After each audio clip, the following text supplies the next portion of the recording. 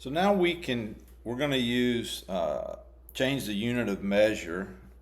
This greeting card would be printed, so we want to work in inches. If you're on a Windows computer, you would choose Edit and then Preferences, Units and Rulers.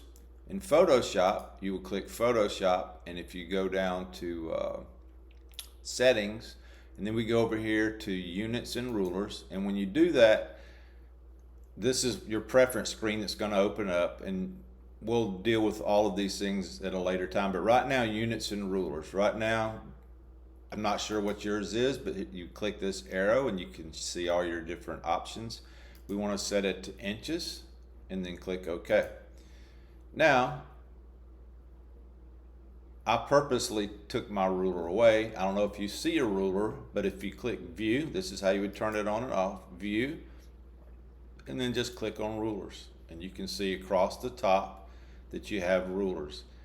Another easy way to change it from inches, if you right click, you see you have options. When in doubt, right click. So there's another option.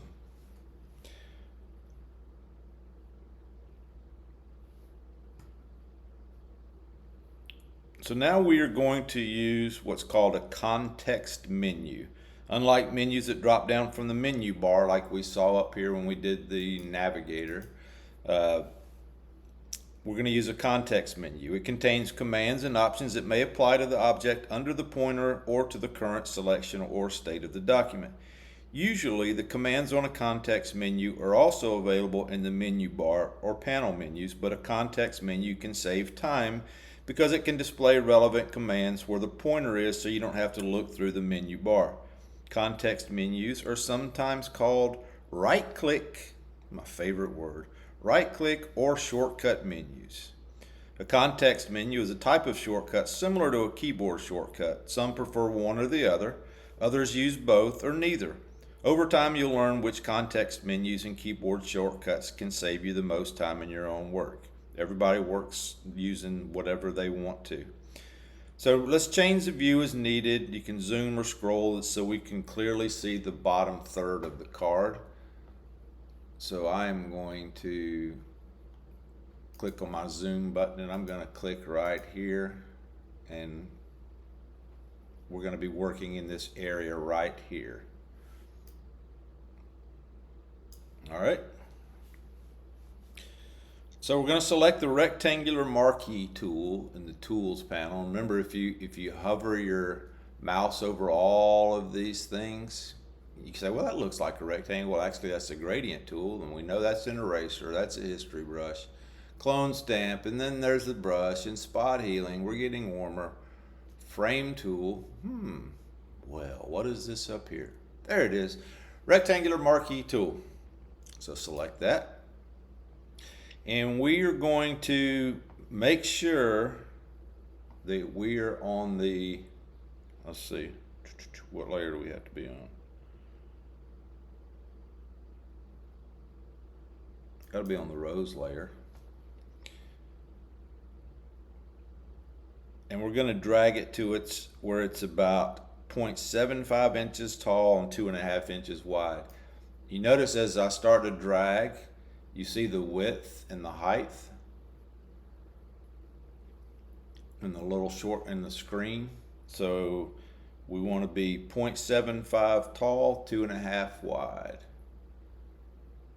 And it doesn't have to be exact, but just close. 0.75, somewhere in that vicinity. You can see mine's not exact, but close enough. Now your selection border is indicated by a dashed line called a selection marquee. Some people would call it marching ants. You see the little ants marching across the screen. You can hear them. If you listen closely, hi ho, it's off to work we go. I heard them singing. Wasn't very good singing, but it was singing. Select the brush tool in the tools panel.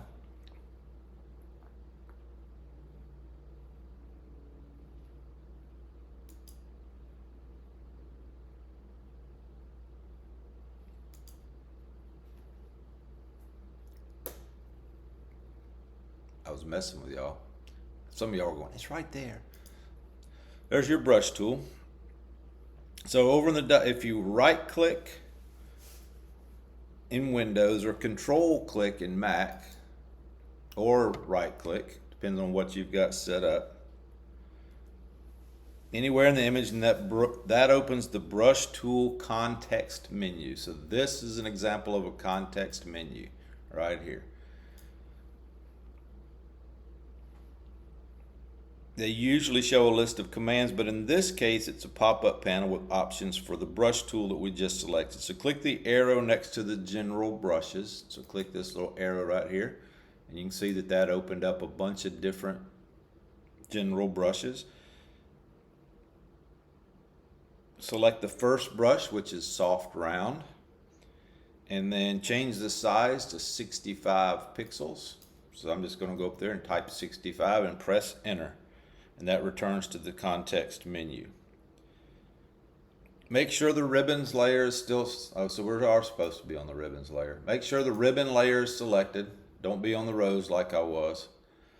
And then just drag the brush across the selected arrow until it's fully painted blue. See how I'm up here? It doesn't matter if I go outside the lines. It's not going to do it because we're on the way that we set this up with that tool.